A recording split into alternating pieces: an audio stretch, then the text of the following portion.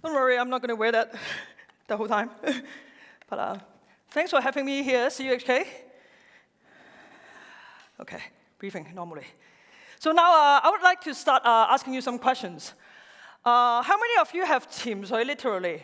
By team, so that doesn't mean you disappear and not showing up at the 8 o'clock classes. I mean scuba diving. How many of you have done some scuba diving? A few hands, okay.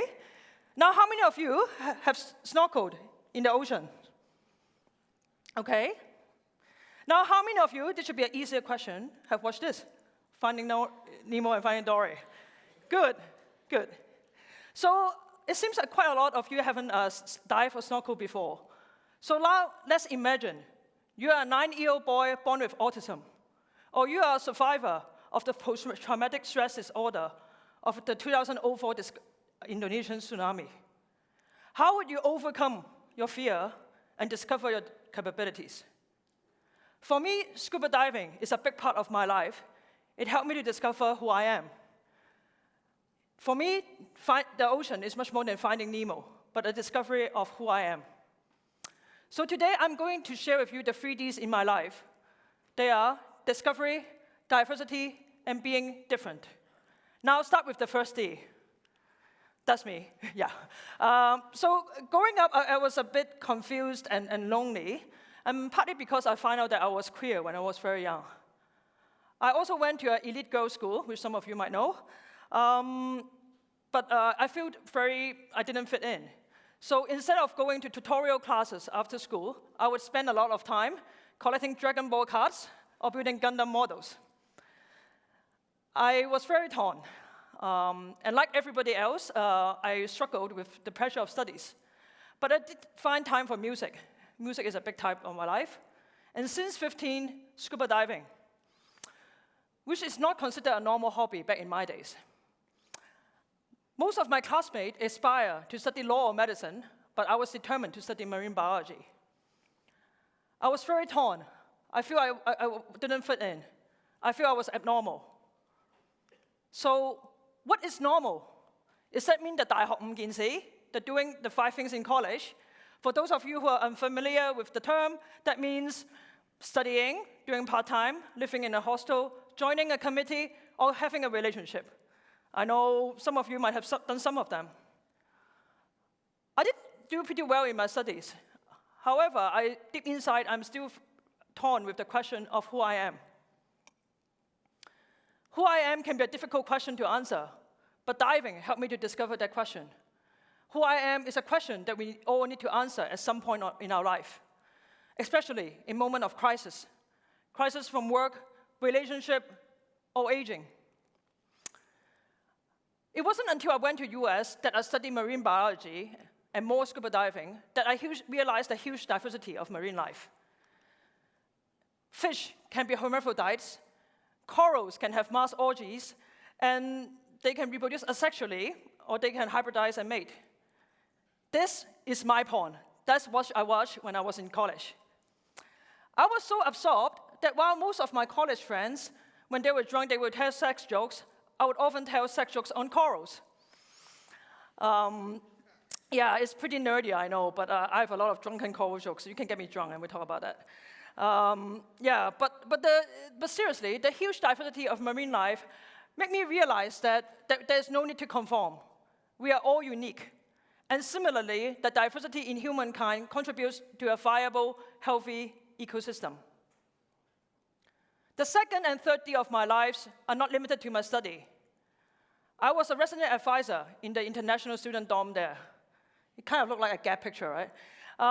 So I have friends from every part of the world, from Uganda, Afghanistan, Singapore, Romania, Italy, everywhere you name it. I learned a lot of different tricks. I learned about cooking hummus, drinking tequila, and all sorts of fun things. At 9 a.m. on September 11, 2001, I was in the middle of my freshman physics class. Okay, some of you might have done that. I was calculating trajectories of aeroplanes. The world came into stop when 2 planes hit the World Trade Center in New York City. I was terrified. I thought my mom is in the basement of that building because that's where her company's headquarters is. I immediately call her, and to my relief, she is not in that building. 3 of her colleagues, though, did die in the deadly terrorist attack. This incident made me realize the hatred of some could be so strong to spark a slaughter of those who are different from us in race or beliefs. Today, now, we still have hate crimes everywhere. Bombing, shooting, bullying, all stem from contempt for differences. Since then, I've come back to Hong Kong to do something that's very different. I work in Outward Bound Hong Kong, which is considered quite unconventional among my peers. In Outward Bound, I serve marginalized segment of the society, from those ex-convicts to those differently abled to teenage survivors of domestic abuse. My friends said I wasted my university degree helping these people, but instead, that's the best time of my life. I thought I was teaching my students, but in fact, they have been teaching me. They have humbled me and given me the opportunity to see the world from their eyes. Now, how many of you have been to Outward Bound? There must be some, right? So what's the most special experience in Outward Bound? Some would say TEDxCUHK. This is called Jetty Jumping. So it's basically jumping 5 meters off from the jetty. It's a very scary experience for most people, and some even think that it's more scary than bungee jump. A particular moment I recall during my Outward Bound journey is when I bring a group of intellectually and physically disabled students to the beach. For a lot of them, they have never been into a beach, or not even in a swimming pool. So that morning, I spent 3 hours guiding them into knee-deep water and helping them to overcome their fear of ocean. For them, this is their jetty jump. Since then, I have built my career in helping those who are considered different or outliers in the society. I hope one day that being different will no longer cost your life or breed hatred, but equality that we celebrated. Though never a full-time diving instructor, diving continues to bring me to people who I would have never met otherwise. And I fell in love with one of them. Long story short, 3 years ago, I was deeply in love with a straight scuba diving student. Her homophobic parents asked her to stop seeing me. I was devastated. I locked myself in my room and cried for hours and hours, weeks and weeks. So what's being gay like? Now, how many of you are here are ailing? Yeah? And for those who are not familiar with that term, that means have never dated. Anybody? Yeah? No? Okay. I mean, this should be an easier question. How many of you have dated the opposite sex? Come on, there must be some, right? Okay. I hope some of you are heterosexual here. Okay. How many of you have more than 5 gay friends? Good, good. Diverse society. How many of you are here can tell me that you are openly gay? Good, thank you.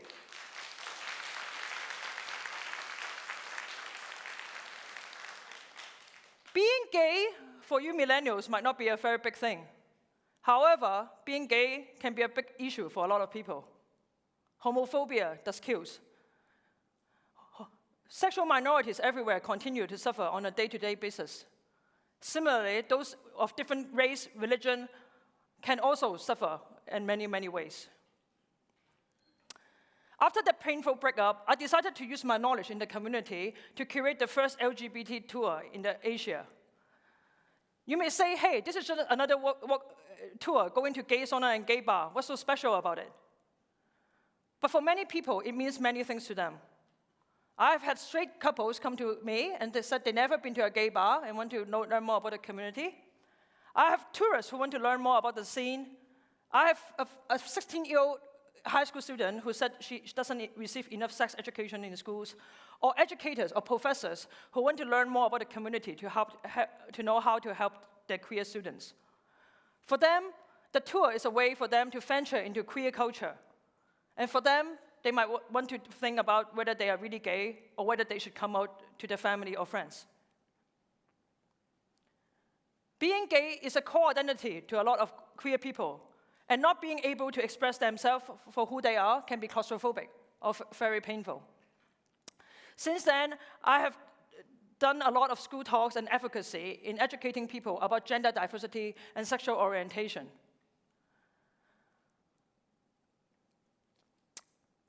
For those who are not unfamiliar with queer culture, for example, slippery penis, you must simply dismiss that a drag show is just an entertaining performance. But for some, being drag is who they are and who they love to be. A culture celebrating diversity and respect is not built in one day. It's built on an accurate understanding of those who are different from us. My work seeks to build on that knowledge, bit by bit, day by day. Being different is a very scary thing, be it your race, your sexual orientation, or your political inclination. It can bring you many challenges, especially in Hong Kong. So what I have done with the 3Ds in my life, diversity, discovery, and being disabled. Last year, I quitted a stable and quite high-paying job as a community outreach director in a youth work. I started my own social enterprise called Encompass, which encompasses the 3Ds. It's a deep dive into the unknown, but I've decided to do it nevertheless. So what exactly is Encompass? My social enterprise focuses on the United Nations Sustainable Development Goals.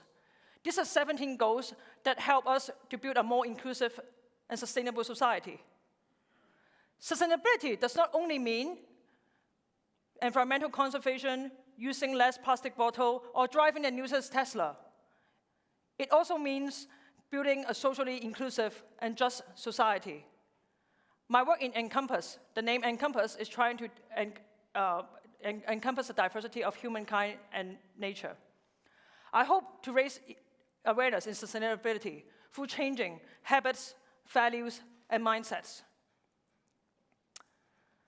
Last month is the International Women's Day. And during that day, I held the first Green Women Festival, which celebrated amazing ladies in Hong Kong who've done environmental work in Hong Kong.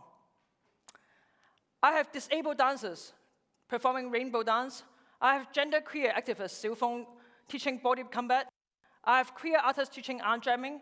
I have more migrant workers from Philippines who volunteered their precious time off to help us to run the festival. Each of them are unique.